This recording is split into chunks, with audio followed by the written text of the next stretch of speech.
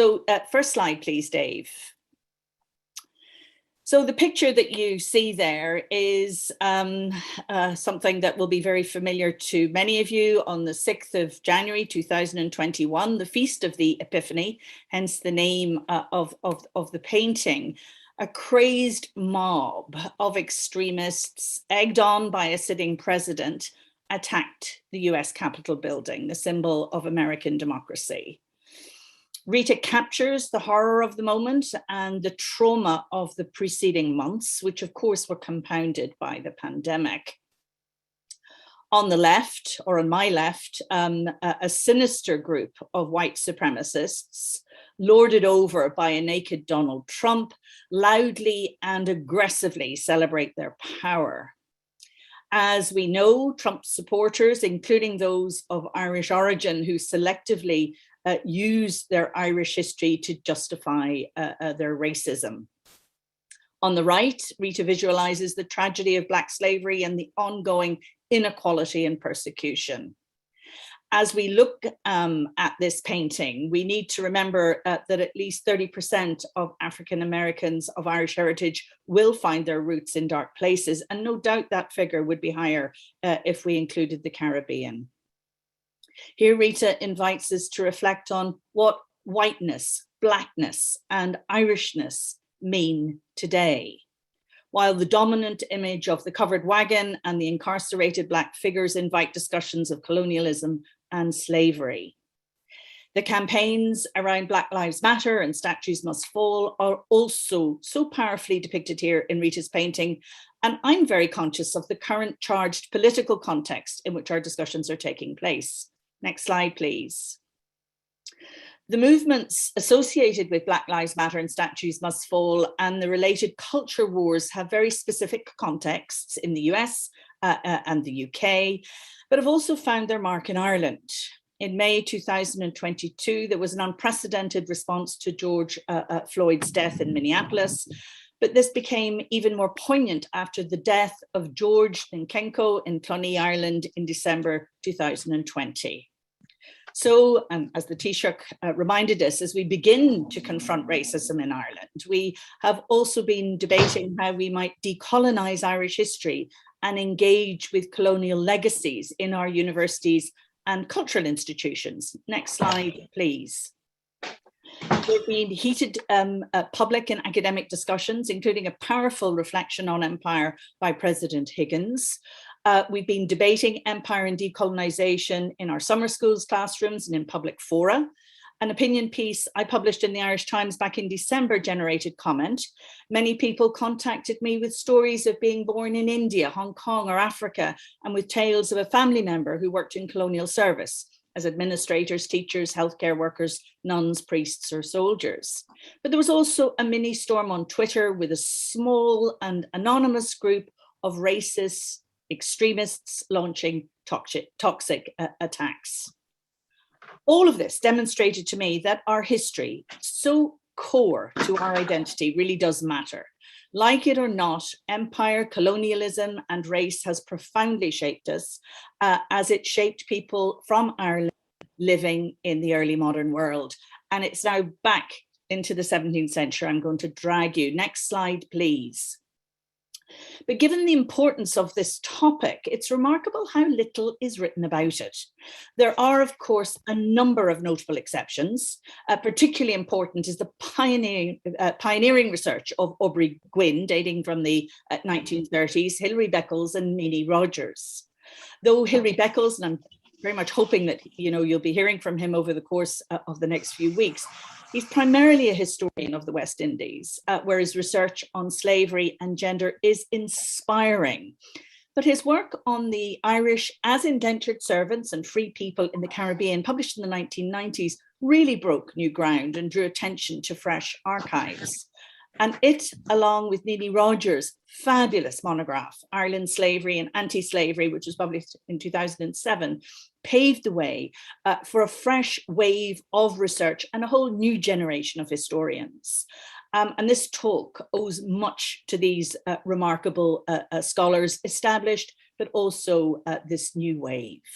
Next slide, please. So over the course of the next 25, 30 minutes or so, I want to do three things.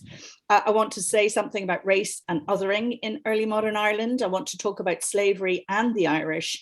And I then want to reflect on indentured service and the slave trade in the Caribbean. So let's start with race and othering. At the outset, I need to issue a health warning.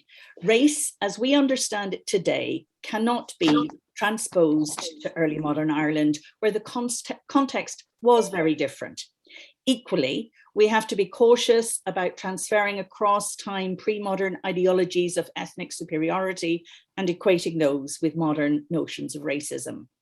While there are some striking continuities, and obviously I'll touch on those, it really was the 19th century before modern racial ideology was born. All of that said, a discourse of civility and barbarism, grounded in a shared understanding of the philosophical writings of Aristotle and Cicero, had long underpinned English imperialism in Ireland.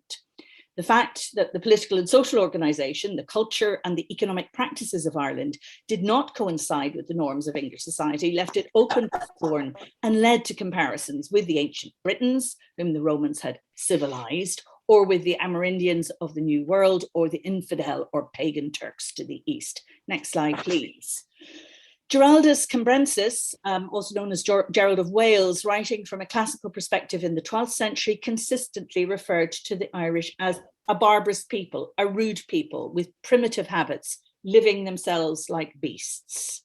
In his description of the character and customs and habits of the Irish in his Topographia, Cambrensis argued that Ireland's geographical isolation from the civilized nations ensured, and I'm quoting here, that they learn nothing and practice nothing but the barbarism in which they are born and bred and which sticks to them like a second nature. Next, no. Not next slide. Cambrensis, I just want to say a word about it because it became a bestseller across Europe where the lingua franca of the intelligentsia remained Latin. And then an English translation of his work was published in another bestseller, Holinshed's Chronicles. And this ensured that the early modern readers appropriated this medieval rhetoric, denigrating everything Irish, promoting everything English. However, the fundamental belief of these human writers was that the Irish were capable of reform. And over time, their views became subsumed by a generation of apocalyptic historians, as Nicholas Canny has termed them in his latest book, Imagining Ireland's Pasts. And if you haven't read it, I encourage you to. It's really tremendous. Next slide, please. What began as an ideology of cultural difference soon turned into one of cultural superiority. The apocalyptic historians included John Derrick. In his image of Ireland, Derrick reinforced in prose and with graphic woodcuts negative images of the Irish and branded them as animals, as subhuman, as grasshoppers and caterpillars, as hogs and dogs. Here is the woodcut of the wood cairn, wearing a much vilified mantle with wolves in the background. These ethnocentric ideas, of course, also permeated the English colonies in the New World, something I'll return to. Next slide, please. Back in Ireland, though, the classic exponent of superiority during these years was the poet and planter Edmund Spenser, who, in a view of the state of Ireland, called for the wholesale destruction of the Irish, along with their culture, society, and economy, and invited England to enjoy monopoly over the exercise of violence. Having purged Ireland of its Irishness, the country would then be colonised with English settlers responsible for the erection of the political, economic and social framework that was considered the necessary support of a civil life in a Protestant faith. Next slide, please. Spenser's view became a foundational text, just as the writings of Giraldus Cambrensis had in an earlier period, and influenced policymakers from the 17th century well into the 19th century, where it fed into a wider discourse of race and of othering across Asia and Africa. And I think these cartoons from the 1880s illustrate this progression. On the left, You see, obviously, the Victorians regarded the Irish Celt as a distinct race and represented an Irishman here as a chimpanzee. In the middle is a drawing entitled Imperial Problems, where you see an Irish terrorist with a black monkey-like face alongside an African warrior. And then on the far right, the cartoonist shows emancipated slaves in the South carrying as much political weight as the thuggish, simian-like Irish in the North. This brings me to the second theme I'd like to explore here, slavery and the Irish. Next slide, please. As the example of the young St. Patrick illustrates, chattel slavery, especially of women, had been common in early medieval Ireland, and it really only died out in the 12th century with the rise of serfdom.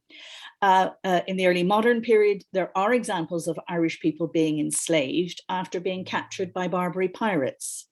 However, if ransoms were paid, the captives were released. For example, in 1646, 19 Irish women were redeemed from slavery in Algiers. 6 came from Youghal. 2 others, Ellen Hawkins and Joan Brabrook, had been seized 15 years earlier from Baltimore in West Cork, when in 1631 Barbary pirates had sacked the town and made